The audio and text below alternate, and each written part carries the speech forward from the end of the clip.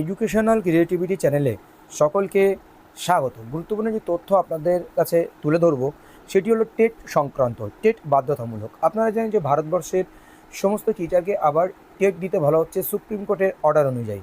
সেই সংক্রান্ত রিভিউ মামলার একটা অর্ডারও এসেছে, সেটাও আপনারা জানেন। ২৮ সাল পর্যন্ত বর্ধিত হয়েছে এই সময়সীমা, কিন্তু এর মধ্যেই মধ্যপ্রদেশ সরকার নতুন একটি স্টেপ নিতে চলেছেন। এটি মধ্যপ্রদেশ সরকারের হলেও সারা ভারতবর্ষে কিন্তু এর প্রভাব পড়তে চলেছে। কেন এমনটা বলছি? এই পথ ধরে অন্য অন্য রাজ্যগুলো কিন্তু এগিয়ে যাবে এবং মধ্যপ্রদেশ সরকার প্রথম স্টেপ নিচ্ছেন, সেটি কিন্তু এখানে স্পষ্টভাবে তারা উল্লেখ করেছেন। এবার কী কী স্টেপ নিতে চলেছেন এবং কী কী করবেন, তাদের বড় পদক্ষেপ কি বর্তমান তারা কী নিতে চলেছেন, সেগুলো এই ভিডিওতে তুলে ধরবো। তো চলো আমরা পুরো বিষয়টি দেখতে থাকি। Teacher news Madhya Pradesh, special news related to teacher and education world, special bureau Bhopal, date 6/2026, July 6/2026।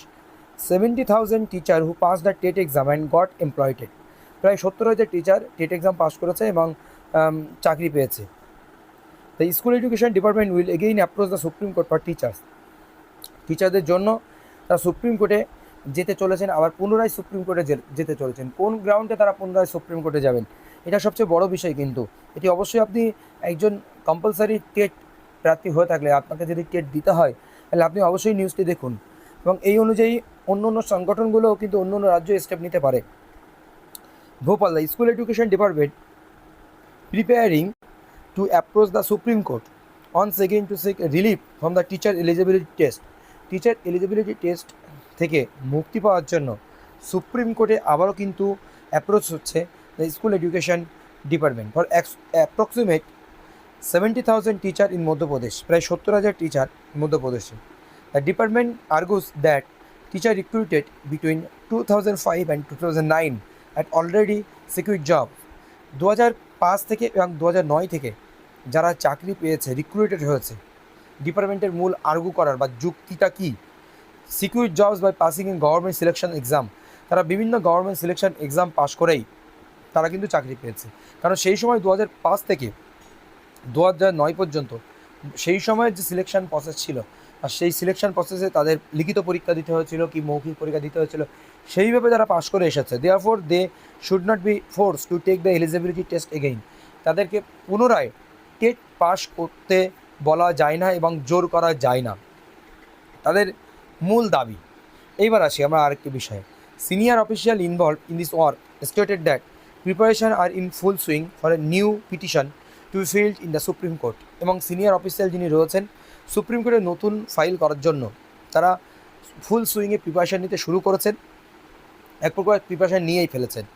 The school education department is consulting extensively with the Madhya Pradesh law department. এবং মধ্যপ্রদেশের ল ডিপার্টমেন্টের সঙ্গে education department, school education department ব্যাপকভাবে সেই বিষয়টি আলোচনা করেছেন।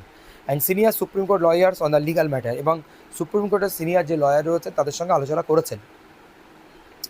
After farming up all the legal aspects, এবং সমস্ত লিগাল আসপেক্ট সম্পর্কে আমরা কনফার্ম হওয়ার পর বা আলোচনা হওয়ার পর, এই new petition could be filed by next week.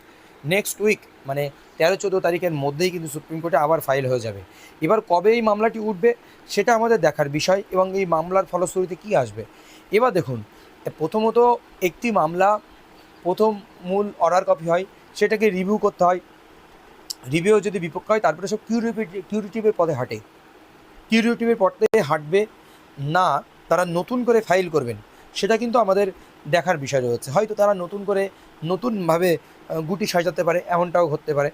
তো এখানে কি বলা হচ্ছে, 1.5 lakh teacher affected following the Supreme court separate 2025 order the directors of public instruction issued a directive in April of this year to conduct the TET. এবং supreme court September 2025 order অনুযায়ী একটি public instruction দেওয়া হয়েছিল যে April মাসের মধ্যে TET নেওয়ার জন্য নোটিফিকেশন ইস্যু করা। ইন জুলাই আগস্টের মধ্যে টেট নেওয়া, এপ্রিল মাসে একটা নোটিফিকেশান ইস্যু করেছিল বা ইনস্ট্রাকশন দিয়েছিল for all teacher in the school education and tribal affairs department who are appointed between 1998 এবং 2009, 1998 থেকে 2000 তাদের টেট নেওয়ার জন্য জুলাই থেকে আগস্ট এটা একটা ইনস্ট্রাকশন দেওয়া হয়েছিল। This strict order and rule directly affected approximate 1,50,000 teacher in the state. এই স্টেটে প্রায় 1.5 লক্ষ টিচারকে এটার উপরে প্রভাবিত পড়তে হতে পারে। এই হচ্ছে টেট সংক্রান্ত যে লেটেস্ট আপডেট। অন্য রাজ্যের হলেও কিন্তু আমাদের ওয়েস্ট বেঙ্গলের ক্ষেত্রে গুরুত্বপূর্ণ, কারণ একটি রাজ্যের ক্ষেত্রে যদি প্রভাব পড়ে তারা সেটি কিন্তু সারা ভারতবর্ষ জুড়ে প্রভাব পড়বে। তো এমনটি বিষয়, সেই জন্য আপনাদের নিউজটি ভালো থাকলে অবশ্যই সবার কাছে শেয়ার করে দিন এবং সবাইকে অবগত করুন। ধন্যবাদ।